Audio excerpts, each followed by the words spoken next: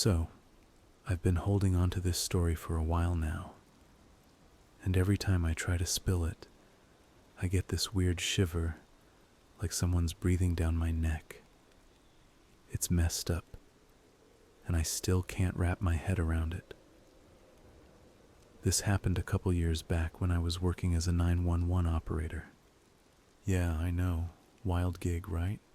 I'd been at it for about 3 years, stuck in this grimy call center with flickering lights and coffee that tasted like someone brewed it in a tire. It wasn't some Hollywood hero job. Most nights were just drunks slurring about lost keys, fender benders, or old folks freaking out over nothing.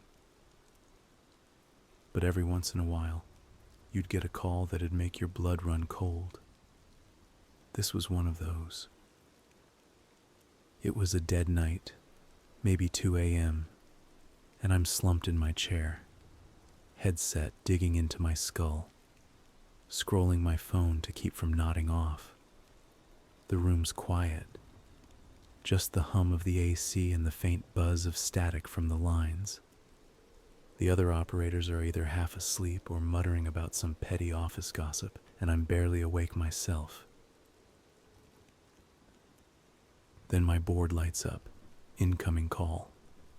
I sit up, shake off the haze, and hit the button. 911, what's your emergency? I say, voice steady, like I've done it a million times.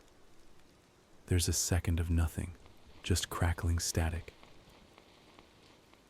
And then this woman's voice cuts through, shaky, high, like she's one breath from falling apart. Help me, she whispers, so soft I strain to hear it. There's someone in my house. My heart kicks up. Those calls always hit different, and I lean into the mic. Okay, ma'am, stay with me. Where are you at? She's panting, quick and shallow, like she's hiding. 14 Oakwood Lane, she says, voice quivering. Please hurry, he's getting closer. I'm already typing, pulling up the address, fingers moving fast. Got it. What's your name? She pauses, then stammers. Laura. Laura Hayes. There's a faint thud in the background, maybe a door, maybe a step, and she gasps. He's upstairs, she whispers, barely audible. I locked myself in the bathroom, but he knows I'm here. I'm in work mode now, keeping her calm, doing the drill. Laura, listen. Help's coming. I'm sending units right now. Can you tell me anything about him? The screen pings. 14 Oakwood Lane, some residential spot on the outskirts, and I flag it for dispatch, top priority. She's whimpering, and I catch this soft scratching sound, like nails dragging on wood. I don't know, she says. I didn't see him. He was downstairs, moving stuff, and then I heard him on the stairs. Oh God, he's... And then nothing. Line goes dead, sharp and sudden, like it was cut. Static floods my headset, and I'm left staring at the blinking disconnected on my screen. Laura? Laura, you there? I say, but it's just noise hissing back. My stomach twists, and I hit redial, protocol when a call drops. It rings, once, twice, 5 times, then voicemail. Robotic voice. The number you've reached is not available. I try again, same deal. Dispatch confirms units are en route. Estimated time of arrival is 10 minutes, but it's not sitting right. That cutoff, her panic, that scratching, it's clawing at me. I tell my supervisor, Jen, this tough chick with a voice like gravel. Call dropped, I say. She was terrified. Intruder in the house. Jen nods, popping her gum. Cops'll sort it. You did your job. But I can't let it go. 10 minutes is an eternity when someone's whispering, he's getting closer. The shift drags after that. 2 hours of car wrecks and some dude ranting about his neighbor's dog. But Laura's voice keeps echoing in my head. I'm clocking out at 6 a.m., Sky turning gray outside, and I check with dispatch before I split. Any word on Oakwood Lane? I ask. Mike, the guy on the radio, sounds half asleep. Units got there. Place was empty. No break-in, no Laura Hayes. Probably a prank. I frown. Empty? She said she was locked in the bathroom.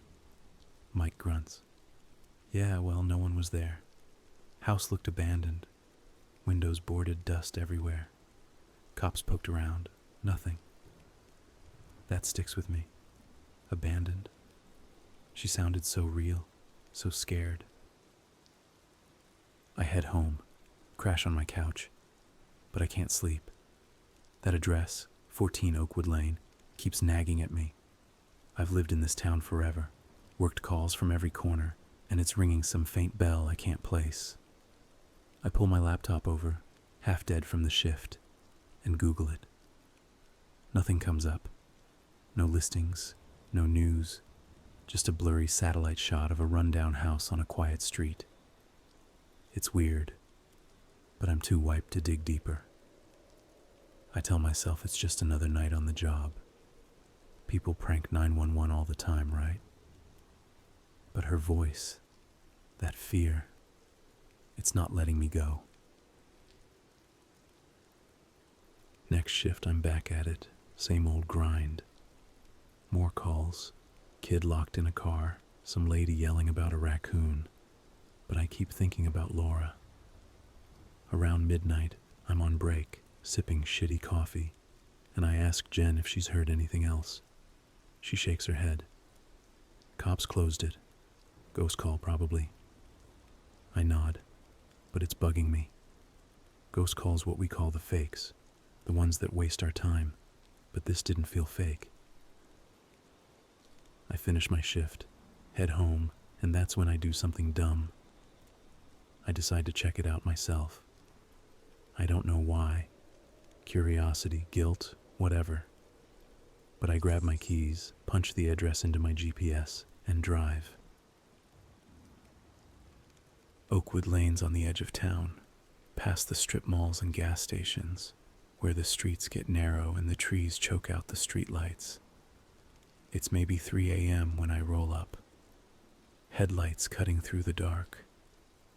The house, 14, sits at the end of a cul-de-sac. This sagging two-story wreck that looks like it hasn't seen life in decades. Windows are boarded up, paint's peeling off in strips, and the front yard's a tangle of weeds. My gut's telling me to turn around, but I park anyway, step out and stare at it. Something's off. Way off. That's when I see it. Yellow crime scene tape, faded and torn, fluttering from the porch. My chest tightens. Why the hell is there tape on an abandoned house? I grab my phone, switch on the flashlight, and creep closer. The air's thick, damp, like the place is holding its breath. The front door's ajar, cracked wood, rusted hinges, and I nudge it open. Inside, it's a tomb. Dust coats everything, broken furniture, shattered glass, cobwebs strung up like curtains. My light catches old stains on the floor, dark, uneven, could be anything. I'm thinking this can't be where Laura called from. No way anyone's lived here in years. But then I hear it. A faint creak upstairs like a footstep. My heart stops and I freeze, straining to listen. Nothing. Just the wind, maybe. I'm about to bail when my light hits something. A busted phone jack on the wall, wires dangling. And suddenly, I'm not so sure this was a prank anymore. I'm standing there in the doorway of 14 Oakwood Lane, my phone's flashlight shaking in my hand, and I'm telling myself to get the hell out. It's 3 a.m. The house is a wreck. Dust, broken glass, that faded crime scene tape flapping outside. And I've got no business being here. But that creak upstairs, that little sound that might have been nothing, it's got me hooked. Laura's voice is still rattling in my skull, and I can't shake the feeling that something's wrong. Not just wrong, but personal. I take a breath, step inside, and the floor groans under me like it's pissed I'm here. The place smells like rot and mildew, the kind of stink that clings to your clothes. My light sweeps over the living room. Couch with springs poking out, a coffee table missing a leg, papers scattered like someone left in a hurry. I kick at one. A water bill from 1998, addressed to some guy named Harold Grayson. Nobody's paid that in decades. I'm thinking Mike was right. This place is abandoned, has been for years. But Laura said she was here, locked in the bathroom, and that phone jack I spotted by the door. It's nagging at me. I move deeper, past a staircase that looks one step from collapsing, and into what might have been a kitchen. Sinks rusted out, cabinets hang open, and there's this faint hum, like the house is alive, buzzing under the silence. I stop, listen. Nothing but my own breathing, loud and shaky. I'm no cop, no hero. I'm just a tired 911 operator who's way out of her depth. But I keep going, because that call felt real, and I've got this stupid need to know. I head back to the stairs, boards creaking under my sneakers, and shine my light up. The second floor is a black hole, swallowing the beam like it doesn't want me to see. I take a step, then another, gripping the banister. It's splintered, sticky with something I don't want to think about. Halfway up, I hear it again. A creak, sharper this time, from somewhere above. My stomach flips and I whisper, "Hello?" like an idiot. No answer, just the house settling, or so I tell myself. At the top, there's a hallway, peeling wallpaper, doors hanging off hinges. My light catches a bathroom at the end, door shut tight. Laura said she was locked in the bathroom, right? I creep toward it, heart hammering, floorboards groaning with every step. The air's colder up here, heavy, like it's pressing down on me. I reach the door, hand hovering over the knob, and I swear I hear something.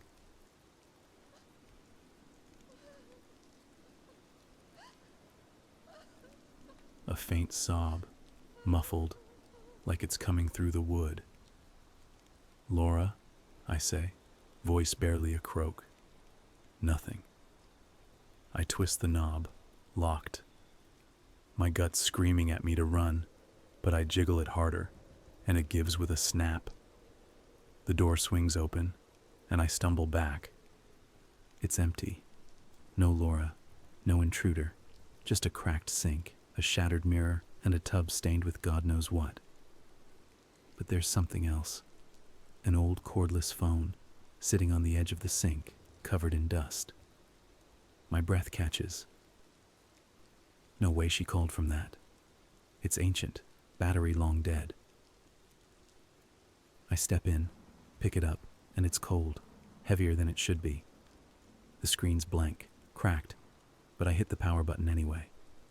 Nothing. I set it down, hands shaking. And that's when I see the scratches. Deep gouges in the door, inside, like someone clawed at it. My light flickers. Battery's fine, but it's dimming, and I hear that sob again, louder, right behind me. I spin, beam slashing the dark, but it's just the empty hall. My chest's tight, and I'm thinking I've lost it, hearing things in this dead house.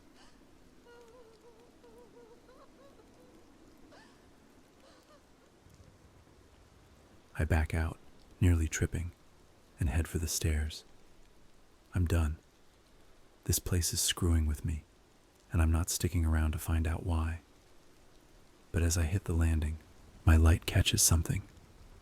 A framed photo on the wall, crooked. I wipe it with my sleeve, and it's a woman, maybe 30, blonde, smiling stiffly. She looks familiar, but I can't place her. My head's pounding, a dull throb, and I'm chalking it up to exhaustion. I need to get out, call it a night, forget this ever happened. I'm halfway down the stairs when my phone rings, shrill, cutting through the silence. I fumble it out, screen showing unknown caller, and answer. Hello? Static, then that voice. Laura's voice. He's here, she whispers, panicked. He's right outside. Laura, where are you? I say, spinning, light darting around. In the bathroom, she sobs. Please, he's... The line cuts again, same as before. I'm standing there, hard in my throat, staring at the stairs I just came down. I was in the bathroom. No one there. My legs are jelly, but I bolt back up, 2 steps at a time, slamming into the bathroom again. Nothing. Just the phone, the scratches, the silence. I redial, voicemail, same robotic crap. I'm panting, sweating, and I don't know what's real anymore. I stumble downstairs, out the door, and collapse in my car, locking it fast. My hands are shaking so bad I can barely start the engine. I peel out, Oakwood Lane shrinking in my rear view, and I'm telling myself it's over. Some glitch, some freak coincidence. But that photo, that woman's face, it's stuck with me, itching at the back of my brain. I get home, crash on my bed, and try to sleep, but it's no use. I keep hearing her, Laura, begging, crying, and that scratching, like it's in my walls now.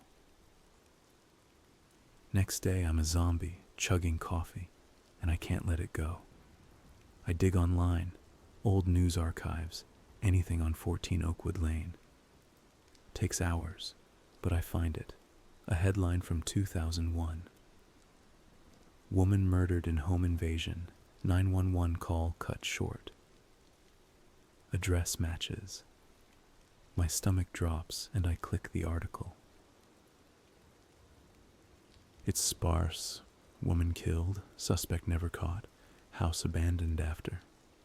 There's a grainy photo and it's her, the woman from the frame. Blonde, 30-ish, same stiff smile. Her name hits me like a brick. Laura Hayes. I'm staring at it, mind racing, and I don't get it. How'd she call me? Was it a ghost? A prank with perfect timing? I'm freaked, but I need answers. I grab my keys again, head back to the station, and pull the call logs from that night. There it is, 2:03 a.m., incoming from a disconnected number, traced to 14 Oakwood Lane. I'm losing it, because that's impossible. I decide then, I'm going back, daylight this time, to figure this out. I'm crashed on my couch, still jittery from that midnight trip to 14 Oakwood Lane, and Laura's voice is looping in my head, those sobs, that static, the way it cut off like a snapped wire. It's noon now, sun blasting through my blinds, but I haven't slept. That house, those stains, those scratches, that phone keeps clawing at me. I've got my laptop open, and I'm done with the flimsy 2001 article. Woman murdered in home invasion, 911 call cut short. Laura Hayes, 14 Oakwood Lane, same panicked story she told me. I need the real deal, the nasty stuff they don't shout about. So I dive in, news archives, old forums, whatever I can dredge up. Hours slog by, my eyes burning, and I hit gold, a 2002 follow-up from some local paper. Grisly details emerge in Oakwood Lane slaying. My gut churns as I read. Laura Hayes didn't just die. She was tortured, ripped apart like a rag doll. Some psycho broke in, dragged her upstairs, locked her in that bathroom. He dragged it out. Hours of cuts, burns, snapping bones, her screams soaking the place.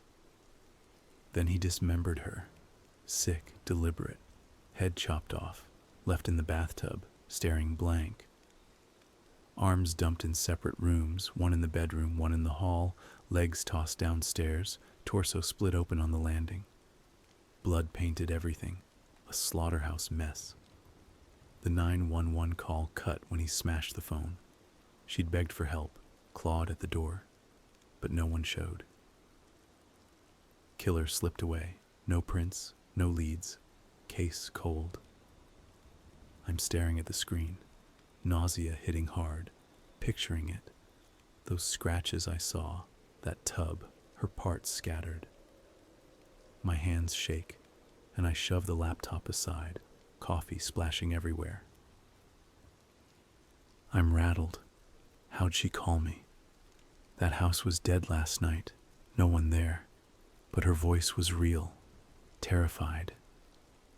I'm thinking about those gouges, that phone ringing in my hand, and I pull my work logs, 2:03 a.m., disconnected number, 14 Oakwood Lane. It's impossible, but it's logged. I'm spooked, but I need more. I dig deeper, frantic. There's a 911 transcript from 2001. There's someone in my house, 14 Oakwood Lane. He's upstairs. Word for word what she told me. My chest's tight. Laura's stuck, replaying her death, reaching out. But why me? I'm no ghost whisperer, just some operator who's in too deep. I can't shake it, that house, that call. But going back inside? Hell no, not after what I read. Her head in that tub, arms flung around like trash. I'd lose my mind. Still, I need to see it, just from the outside. Make sure I'm not imagining this crap. I grab my keys, my phone, and head out. It's late afternoon when I pull up to Oakwood Lane, sun dipping, shadows stretching long and thin. The house sits there like a rotting corpse, windows boarded, roof caving, that faded crime scene tape flapping in the wind. Knowing what happened, torture, dismemberment, her blood soaking it, it's heavier now. I park across the street, stay in my car, and just watch. The air's thick, like it's daring me to get closer, but I'm not budging. I'm not stepping foot in that slaughterhouse again. Minutes crawl by, then hours. Sun sinking, sky turning a bruised purple. I'm lost in it when I see something. Just barely, through the upstairs window, the one above the bathroom. I swear I'm not making this up, but there's a woman, pale blonde, staring out. Her face is sharp, twisted, with this mean, evil, predatory look, like she's sizing me up for the kill. Her eyes lock on me and I freeze, breath stuck, skin prickling. It's quick, maybe a second, then she's gone, swallowed by the dark. I blink, shake my head, but it's seared in my brain. That glare, hungry, like she wanted me to come in. I'm done. I start the car, peel out, and don't look back. Oakwood Lane fades in my rear view, and I'm trembling, telling myself that's it. I'm out. I'm leaving this nightmare behind. I can't stay here, not with that house, that face, that call. I quit the 911 center, pack my stuff, and bounce. 2 hours away, new city, new life. I snag a job at another call center, same headset, same grind, but a clean slate. 2 months roll by, and it's solid. I'm getting the hang of the streets, making friends over drinks after shifts, settling in. The creepy vibes fade, and I'm thinking I dodged whatever was haunting me. Work steady, car wrecks, noise complaints, nothing heavy. And I'm starting to feel like me again, like maybe I left Laura in that house in the dust. Then it hits. It's a quiet night, around 1 a.m., and I'm at my station sipping coffee, bullshitting with a coworker about some trashy reality show. My board lights up, incoming call. I hit the button, voice smooth, routine. 911, what's your emergency? Static crackles, a beat of silence, and then her voice slices through. Shaky, high, like a ghost crawling out of my past. My name is Laura Hayes. Please help me. I have an intruder in my house.